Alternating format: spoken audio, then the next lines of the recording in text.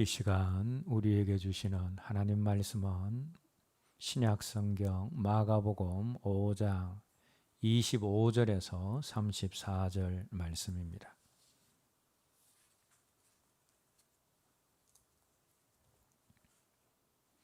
한 목소리로 함께 읽겠습니다.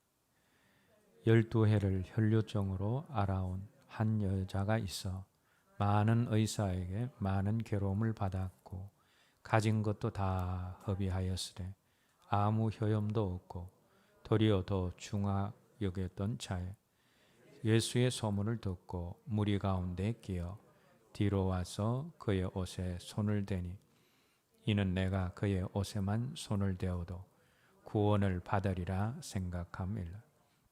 이에 그의 혈루 구원이 곧 마름 병이 나은 줄을 몸에 깨달으니라. 예수께서 그 능력이 자기에서 나간 줄을 곧 스스로 아시고 무리 가운데서 돌이켜 말씀하시되 누가 내 옷에 손을 대었느냐 하시니 제자들이 여짜오되 무리가 애워싸 미는 것을 보시며 누가 내게 손을 대었느냐 물으시나이까 하되 예수께서 이 일 행한 여자를 보려고 둘러보시니 여자가 자기에게 이루어진 일을 알고 두려워하며 떨며 와서 그 앞에 엎드려 모든 사실을 여쭈니 예수께서 이르시되 딸아 내 믿음이 너를 구원하였으니 평안히 가라 내 병에서 놓여 건강할지어다. 아멘. 오늘 저와 여러분들이 함께 읽은 본문의 말씀은 12해 동안 혈류병을 앓았던 한 여인이 주님으로 말미암아 그 병을 고친 사건을 기록을 하고 있습니다. 이 여인의 병은 당시의 의술로는 고치기가 힘든 치명적인 병이었습니다.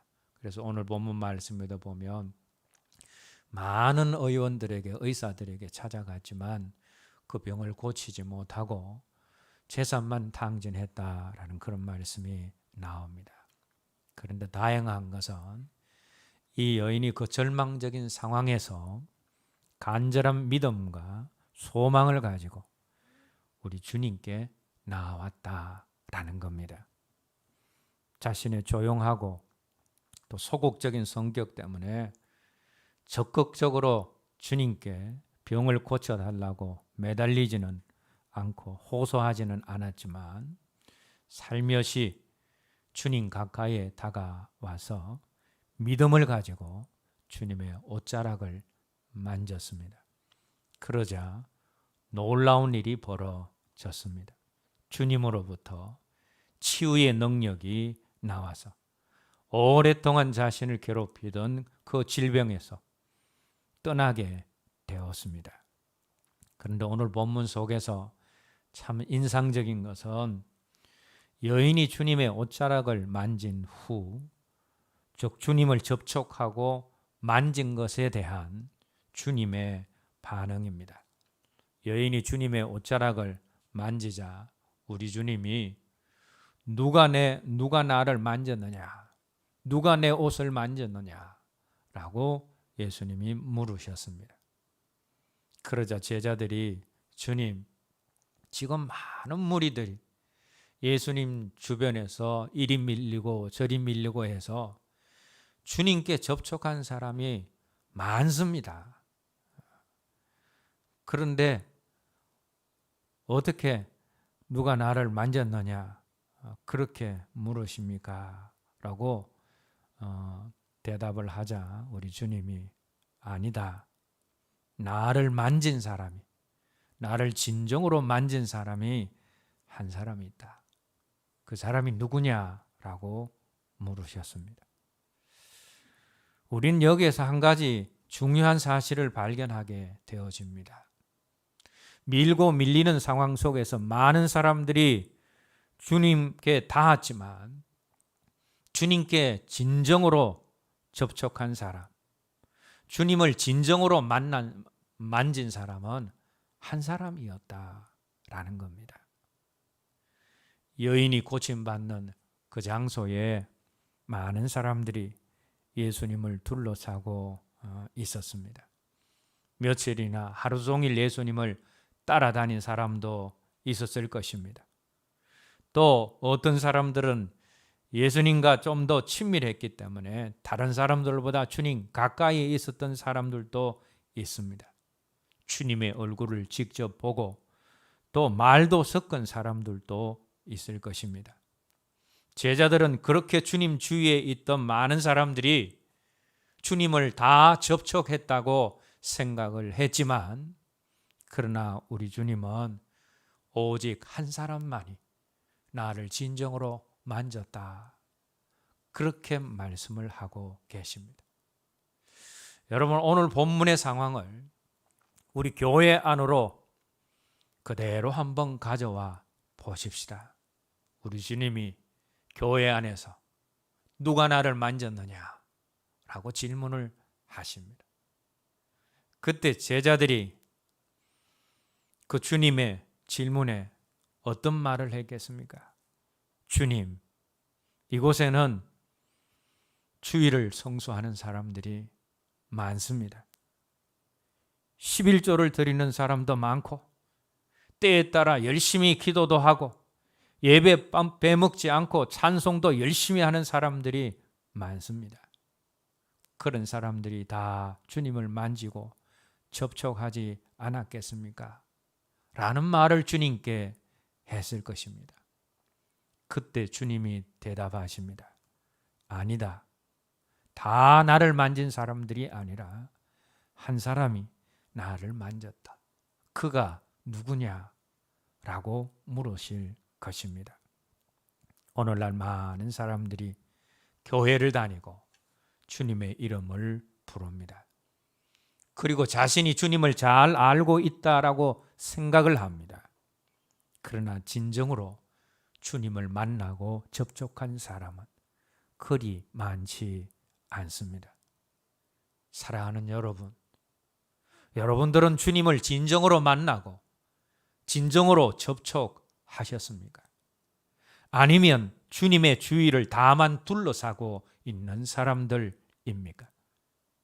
교회에 오고 예배에 참석했다고 해서 모두가 진정으로 주님을 만나고 접촉한 것은 아닙니다. 매주일 1시간 의자에 앉아서 졸고 왔다라는 사실은 예배를 빼먹었을 때 느끼는 찜찜함에서 구원해 줄지는 모르지만 그 자체가 실제로 주님을 접촉한 것은 아닙니다.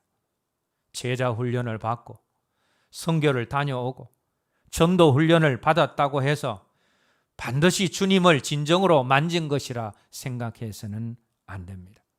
세례를 받고 집사가 되고 권사가 되고 장로가 되었다고 주님을 내가 진정으로 만졌다, 그렇게 생각해서도 안 됩니다. 한국 교회에 1000만 가까운 성도가 있다라고 말을 하는데 그 말이 과연 사실이겠습니까? 그들 모두가 진정으로 주님을 만지고 접촉한 사람들이겠습니까? 그렇지 않습니다. 그들 중에 많은 사람들이 예수님을 인격적으로 만나지 못하고 주님을 진정으로 만지지 못한 무늬만 그리스도인들입니다.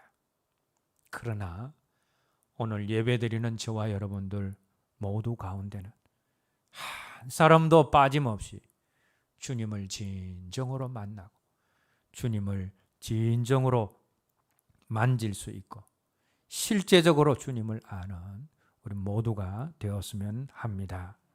내가 부를 때에는 나 여호와가 응답하겠고 내가 부르짖을 때에는 말하기를 내가 여기 있다 하리라.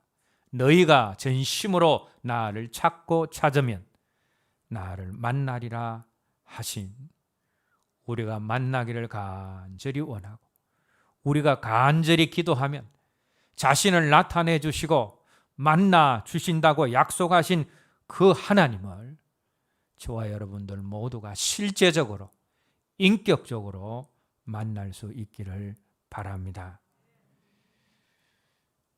주님을 아직 진정으로 만나지 못하신 분들은 이렇게 기도를 하십시오. 하나님, 제가 하나님을 진정으로 실제적으로 만나기를 원합니다. 죽음에서 부활하신 생명의 주님이 죄인된 저를 만나 주시어서 제가 진정으로 거듭난 하나님의 자녀가 되게 해 주십시오. 이런 기도를 드리십시오. 그리고 실제적으로 인격적으로 주님을 만날 수 있어야 합니다.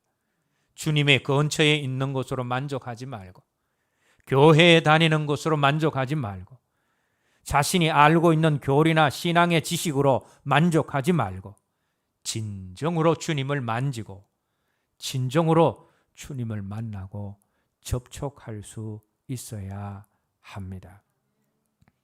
주님과 주님이 하신 모든 일들을 실제로 믿고 그분을 나의 구주와 임금으로 영접할 수 있어야 합니다. 그런 사람들만이 구원받아 천국에 가게 될 것이고, 그런 사람들이 행하는 모든 신앙 행위가 실제가 될 수 있습니다.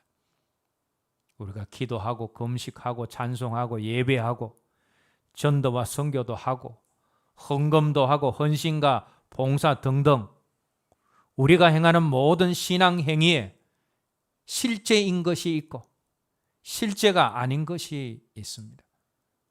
실제인 것은 하나님께 연락되고 상달되어지지만 실제가 아닌 것은 연락되거나 상달되지 않습니다.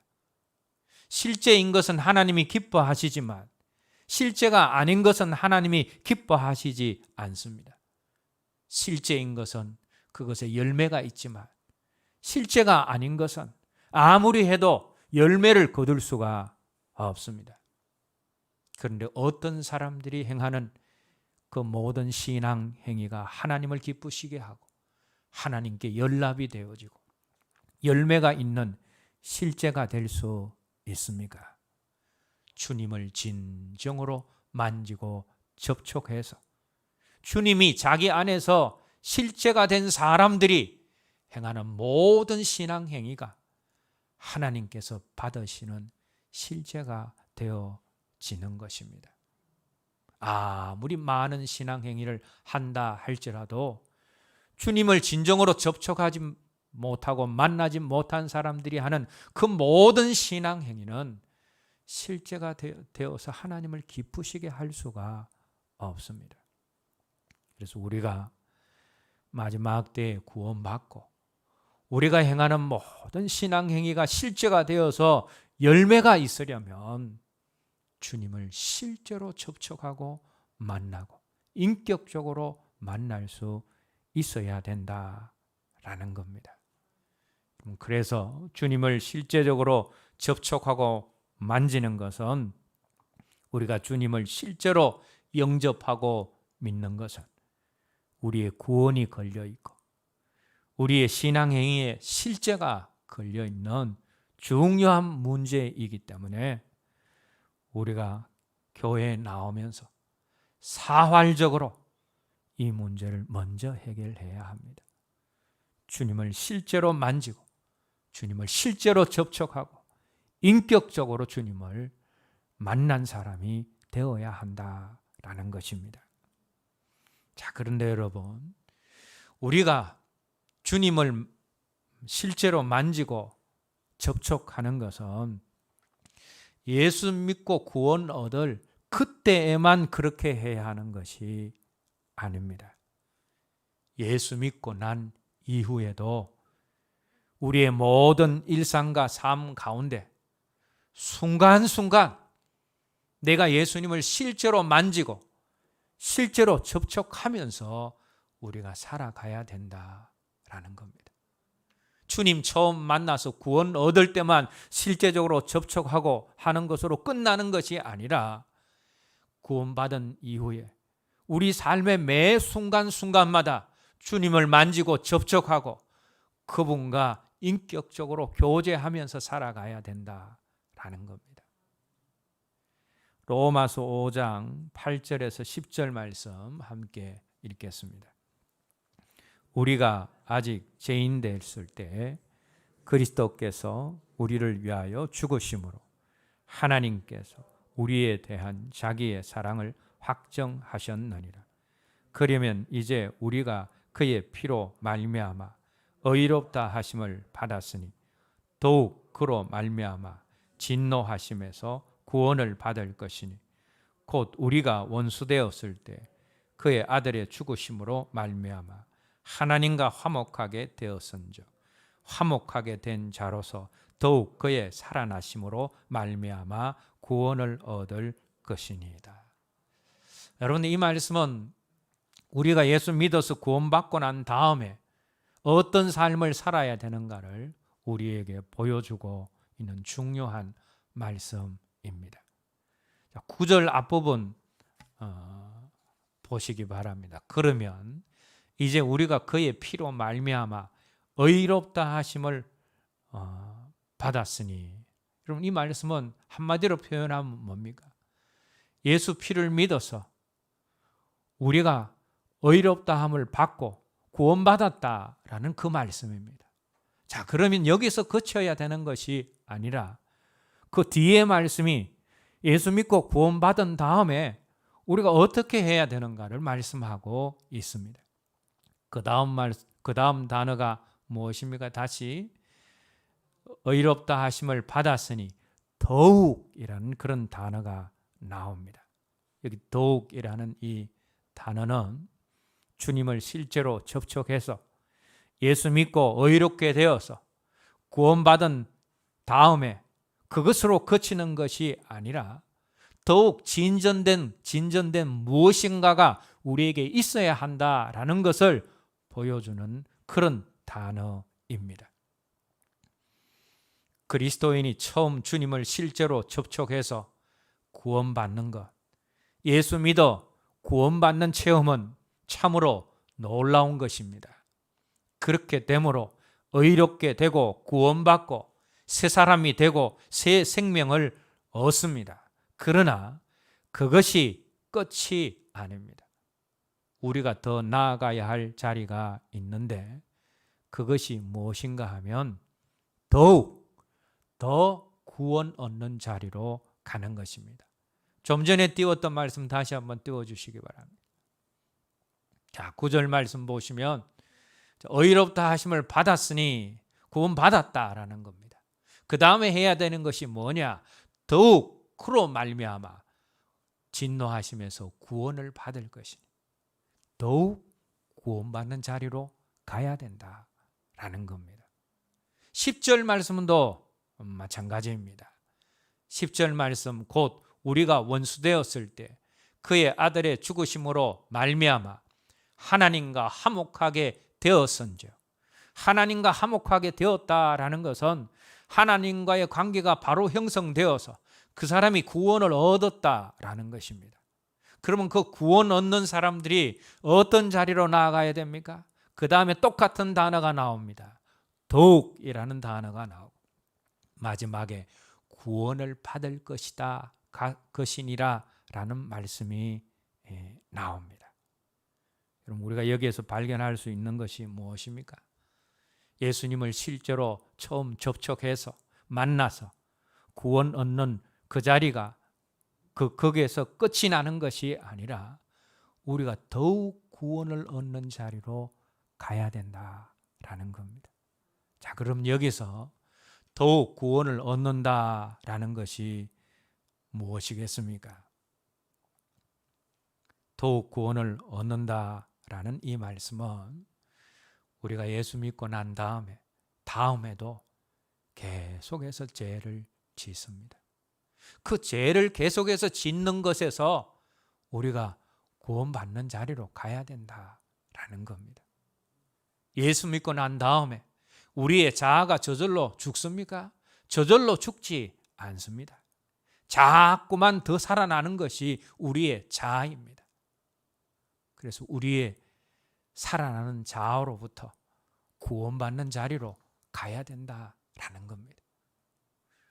우리의 연약함, 또 모든 부정한 그런 것들로부터 구원받는 자리, 또 우리가 살아가면서 여러 가지 어려움과 문제를 만나는데 그 문제와 또 그 어려움에서 구원받는 자리로 가야 된다라는 겁니다. 그것이 더욱더 구원받는 자리로 나아간다라는 것의 의미다라는 겁니다.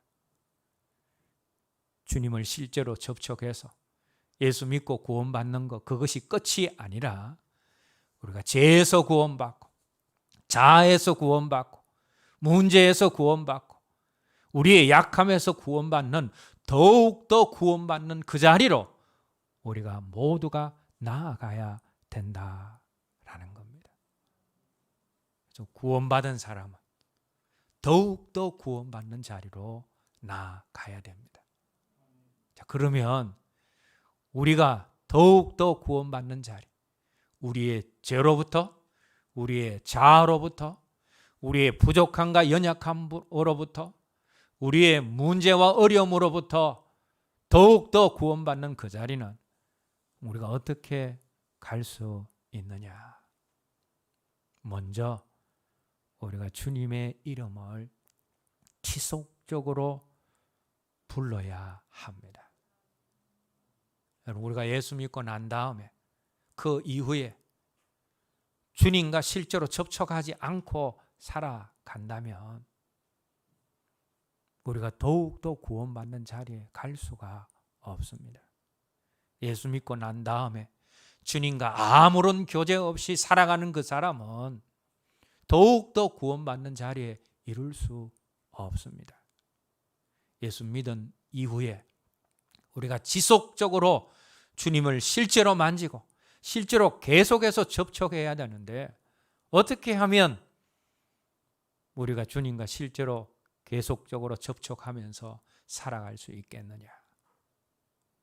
아주 간단한 방법이지만 우리 죄와 연약함과 자아와 모든 부정적인 것, 모든 문제에서 더욱 구원을 얻는 가장 간단하고 쉬운 방법은 우리가 주님의 이름을 수시로 부르는 것입니다. 로마서 10장 12절 13절 말씀 함께 읽겠습니다. 유대인이나 헬라인이나 차별이 없습니다. 한 분이신 주께서 모든 사람의 주가 되사 그를 부르는 모든 사람에게 부여하시도다. 누구든지 주의 이름을 부르는 자는 구원을 받으리라. 여러분, 여기 나오는 구원은 과거에 우리가 예수님을 처음 믿고 영접했을 때 받는 그 구원만을 의미하는 것은 아닙니다. 우리가 예수 믿은 뒤에도 여전히 기성을 부리는 우리 안에 죄와 죽지 않는 자아와 연약함과 문제 가운데서 구원받는 그 구원, 그것도 여기에 포함이 되어져 있습니다. 어떤 사람이 그 두 가지 구원을 다 누릴 수 있습니까?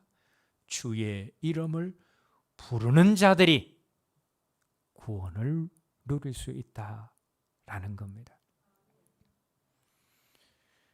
초대 교인들, 처음 그리스도인들의 그리스도인 된 표지가 무엇이었는가 하면 그들이 주님을 부르는 것.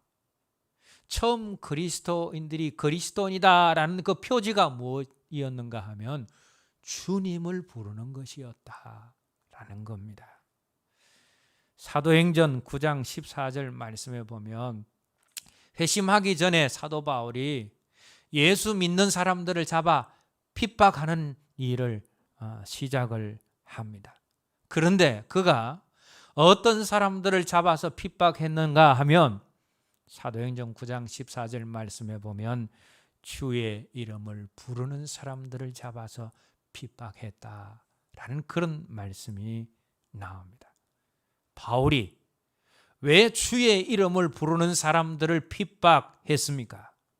주님의 이름을 수시로 부르는 그들이 바로 그리스도인들이었기 이었기 때문이다 라는 겁니다.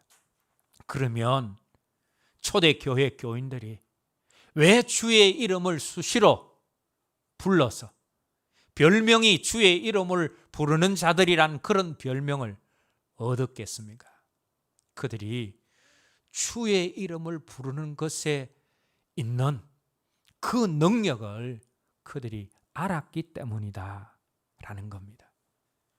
전심으로 주를 부르게 되어지면 그 주의 이름이 죄에서 멀어지게 만들고 순수한 마음으로 주의 이름을 부르면 죽지 않는 자아가 죽게 되어지고 믿음으로 주의 이름을 부르는 것이 모든 연약함과 또 부정적인 것과 문제에서 벗어나는, 그래서 구원을 얻게 하는 능력임을 그들이 알았기 때문에 그들이 수시로 주의 이름을 불렀다라는 겁니다.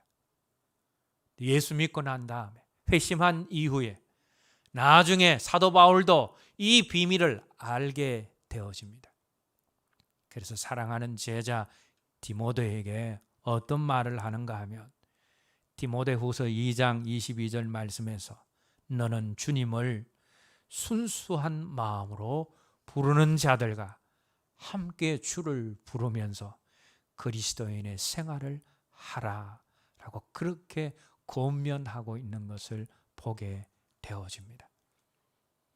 예수 믿지 않을 때는 몰랐는데 회심하고 주님을 믿고 난 다음에 주의 이름의 능력이 얼마나 큰가를 체험했기 때문에 바울이 영적인 아들 디모데에게 주의 이름을 부르는 자들과 함께하고 함께 주의 이름을 불러라 그렇게 권면하고 있다라는 겁니다. 사랑하는 여러분, 예수 믿을 때 내 안에 생명으로 들어오신 주님과 순간순간 만나고 접촉하면서 사시고 싶으십니까? 그래서 죄로부터, 자아로부터, 연약함으로부터, 문제로부터 더욱 구원받고 매 순간 주님과 교제하며 그리스도 안에 있는 부요한 삶을 누리고 싶습니까? 그러면 순간순간 주님의 이름을 부르십시오. 일하다가도 속으로 주여 주여라고 부르시고 공부하다가도 주의 이름을 부르시고 자기 전에도 주의 이름을 부르시고 깬 후에도 주의 이름을 부르시고 꿈속에라도 주의 이름 부르기를 사모하십시오. 그렇게 될 때에 우리가 순간순간 주님과 접촉하여서 더욱더 구원 얻는 자리로 가게 되는 것입니다. 왜냐하면 주의 이름을 부르는 자들에게 구원을 약속하셨기 때문입니다. 더욱더 구원 얻는 자리는 우리가 수시로 주의 이름을 부르면서 주님과 접촉할 때, 주님과 만날 때 더욱더 구원 얻는 자리로 가게 되는 것입니다. 두 번째로 내 안에 계신 주님을 수시로 만나 교제함으로 더욱더 구원 얻는 자리로 가려면 우리가 수시로 아멘을 선포하고 아멘을 생하라 알 수 있어야 합니다. 여러분, 아멘의 뜻이 무엇입니까? 그렇게 되기를 바랍니다. 진실로 그렇게 되기를 믿습니다 라는 그런 뜻입니다. 고린도후서 1장 20절 말씀은 하나님의 모든 약속은 얼마든지 그리스도 안에서 예가 되니 그런즉 그로 말미암아 우리가 아멘하여 영광을 돌리게 되느니라 라고 말씀하고 있습니다. 여러분, 성경에 있는 모든 말씀, 계명, 율법, 그리고 약속은 우리의 행복을 위한 것이고 우리의 구원을 위한 것이고 우리의 축복을 위한 것입니다. 우리를 구원하시기 위해서, 축복하시기 위해서, 우리의 행복을 위해서 율법을 주시고 계명을 주시고 말씀을 주시고 약속을 주셨다라는 겁니다. 그런데 그 말씀에 우리가 그 약속에 아멘 하게 되어지면 약속이 이루어져 구원받는 자리, 복된 자리, 행복한 자리로 가게 되어진다라는 겁니다. 여러분, 아멘 하면 할수록 더욱더 구원받는 자리로 가게 되어집니다. 설교를 들을 때 아멘을 하십시오. 마음속으로 지금까지 한 사람들이 있다면 이제 소리 내어서 표현하면서 다른 사람들이 같이 들을 수 있도록 그렇게 표현을 하십시오. 간증을 들을 때에도 아멘으로 응답하시고, 대표 기도를 우리가 같이 할 때에도 한 내용 한 내용을 들으면서 아멘을 하십시오. 말씀의 권면을 받을 때에도, 말씀을 읽을 때에도 그냥 읽지 말고 순수한 마음으로 그 말씀에 아멘 하면서 읽으십시오. 암송을 할 때에도 마찬가지로 아멘 하면서 암송하라라고 했습니다. 성령이 감동을 주실 때에도 아멘을 고백하십시오. 그리고 찬양을 할 때에도 수시로 아멘을 고백하고 아멘을 아끼지 마십시오. 우리가 순수한 마음으로, 깨끗한 마음으로 마음 깊은 곳에서 아멘을 외칠 때 그것은 주의 이름을 부르는 것과 똑같은 것이 되어집니다. 왜냐하면 주님, 그분의 이름은 주님이시기도 하지만 아멘이시기도 하기 때문입니다. 요한계시록 3장 14절 말씀 읽겠습니다. 라오디게아 교회의 사자에게 편지하라. 아멘이시여, 충성되고 참된 정인이시여, 하나님의 창조의 근본이신 이가 이르시되. 여기 보시면 우리 예수님을 소개하고 있습니다. 우리 주님이 어떤 분이십니까? 창조의 근본 되신 분이시고 참된 정인이시고 또 무엇이라고 했습니까? 아멘이시다라고 했습니다. 예수님의 또 다른 이름은 아멘입니다.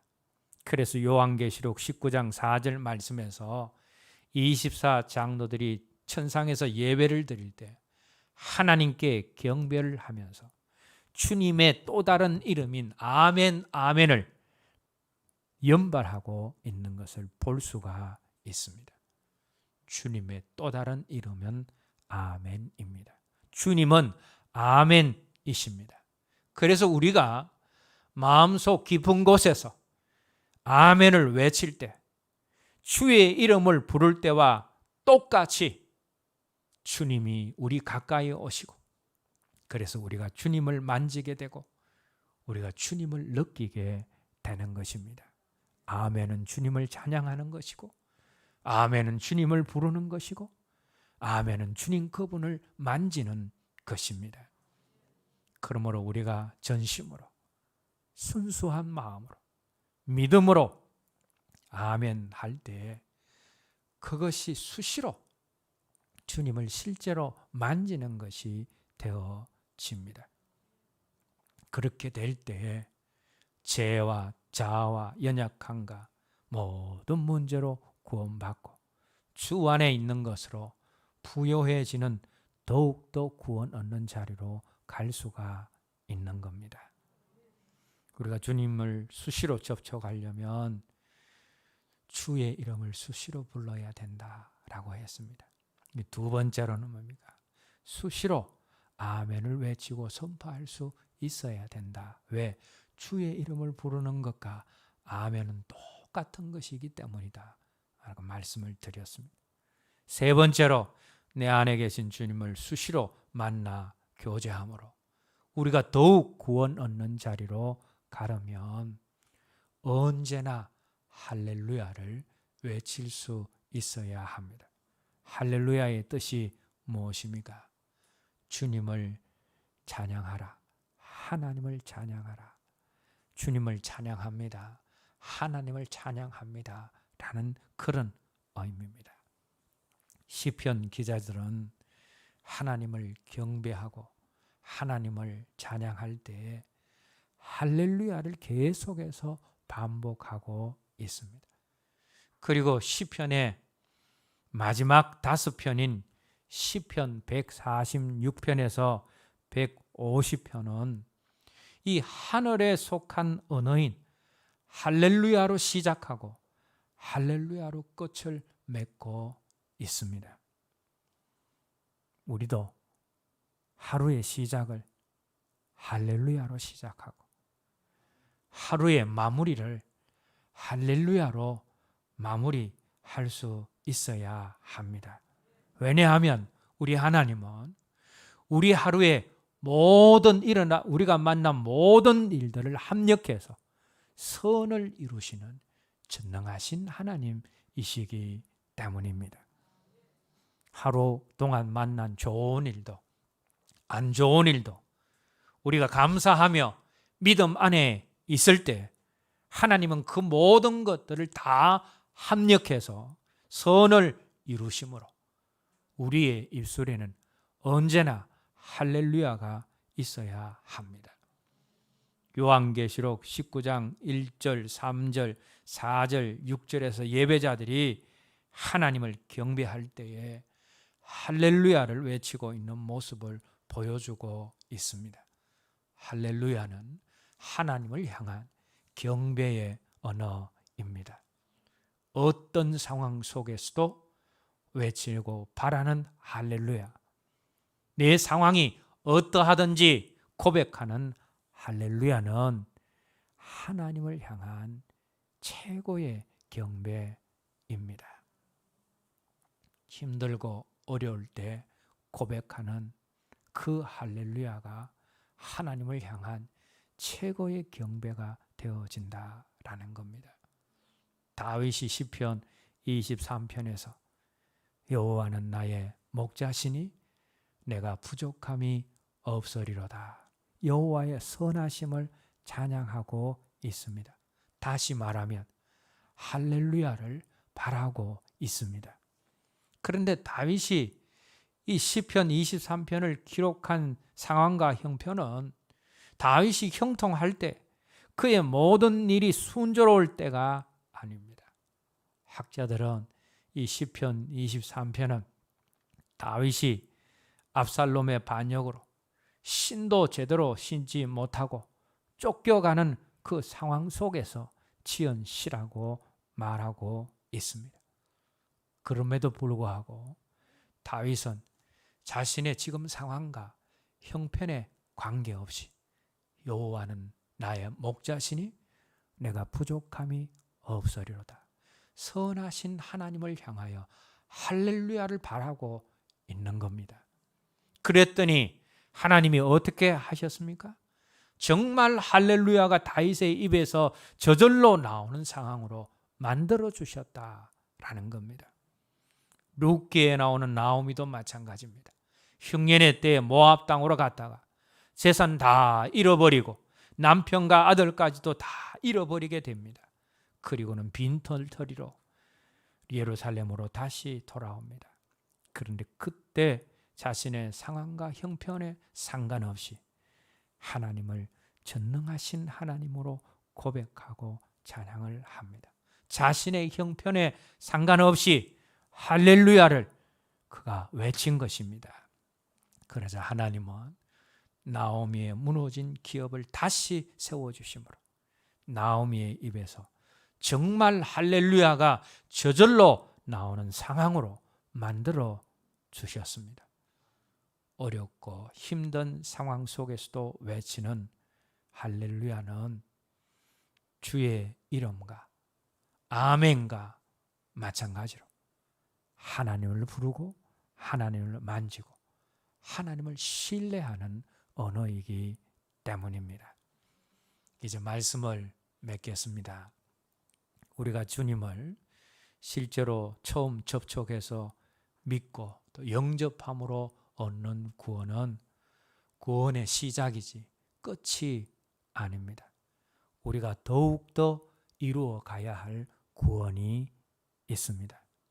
그것은 예수 믿은 이후에도 우리 안에서 여전히 기성을 부리는 죄로부터의 구원이고, 예수 믿은 이후에도 여전히 살아있는 자아로부터의 구원이고, 우리의 여러 가지 연약함과 부정적인 것들, 그리고 우리를 힘들게 하는 여러 가지 문제와 어려운 삶들로부터의 구원입니다.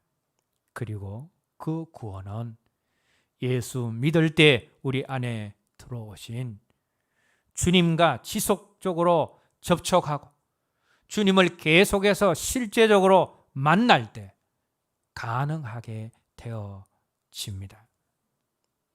그런데 우리 주님이 혈루병 여인을 고치실 때에 많은 사람들이 주님을 접촉했지만 실제로 주님을 만지고 접촉한 사람은 여인 한 사람이었습니다.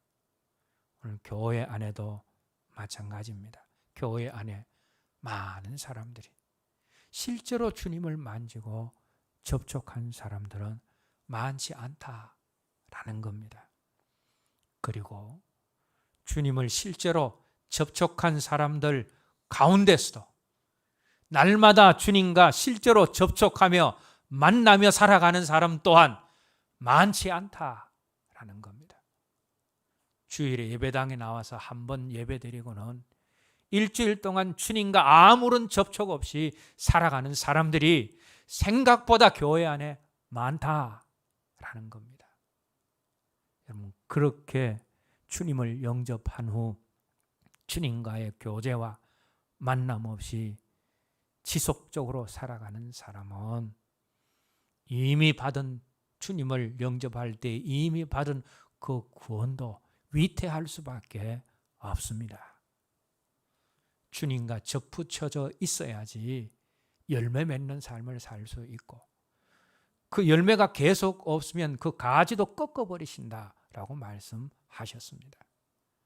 여러분, 예수 처음 만났을 때 우리가 실제로 주님을 만지고 접촉해야 되지만, 우리가 예수 만난 이후에도 순간순간 우리의 삶 가운데서 주님을 만지고 접촉하면서 살아가야지 우리의 구원이 확실하고 더욱더 구원 얻는 자리로 갈 수가 있습니다. 그런데 우리가 어떻게 삶의 순간순간에 주님을 실제로 만나고 접촉할 수 있습니까? 그렇게 되려면 주님의 이름을 순수한 마음으로 우리가 수시로 불러야 합니다. 그리고 진실로 그렇게 되기를 원합니다. 내가 그렇게 되기를 믿습니다 하는 아멘을 수시로 선포해야 합니다.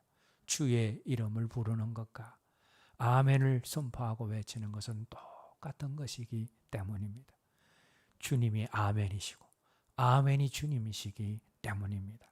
그리고 우리의 상황과 형편에 상관없이 우리의 모든 상황을 합력해서 선을 이루시는 하나님을 바라보면서 우리의 상황과 형편에 상관없이 다윗처럼, 또 룻기에 나오는 나오미처럼 할렐루야를 우리가 언제나 외칠 수 있어야 합니다. 그럴 때 우리가 온종일 주님과 만나고 접촉하게 되어지고, 그 주님과의 만남과 접촉으로 인해서 우리가 더욱더 구원 얻고 주 안에 있는 것들을 누리는 부유한 자리로 갈 수가 있는 것입니다. 사랑하는 여러분, 주여 아멘 할렐루야가 여러분들의 기도가 되어지고 여러분들의 호흡이 되게 하십시오.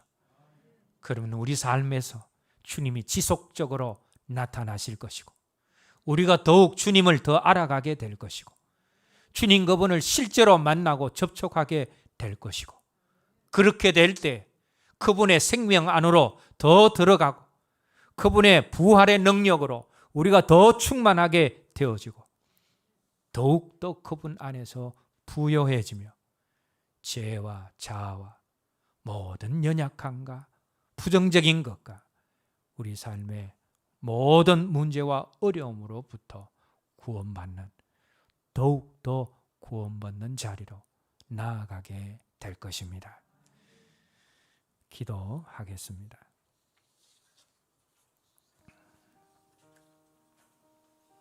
오늘 들은 말씀 여러분들이 잘 기억하시고 우리 마음에 새길 수 있기를 바랍니다. 교회 나오는 것으로 안 됩니다. 교리를 외우는 것으로 안 됩니다. 우리가 실제로 구원받는 자리로 가려면 오늘 본문 속에 그 여인처럼 실제로 진정으로 주님을 만나고 주님을 영접하고 주님을 인격적으로 알 수 있어야 합니다. 그래서 아직 주님 만나지 못하신 분들은 제가 주님 실제로 만나서 실제로 구원 얻고 실제로 하나님의 자녀가 되는 자리로 가기 원합니다.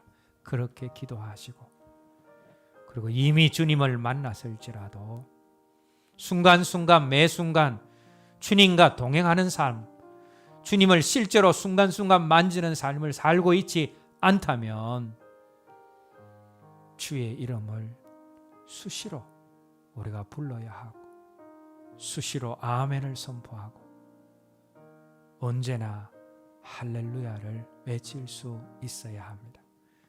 너무나 간단한 방법이지만 이것을 믿음으로 실천할 때에 우리가 주님을 수시로 접촉하고 수시로 만나고 그분과 동행할 수 있게 될 것입니다. 오늘 들은 말씀 기억하면서 함께 기도하겠습니다.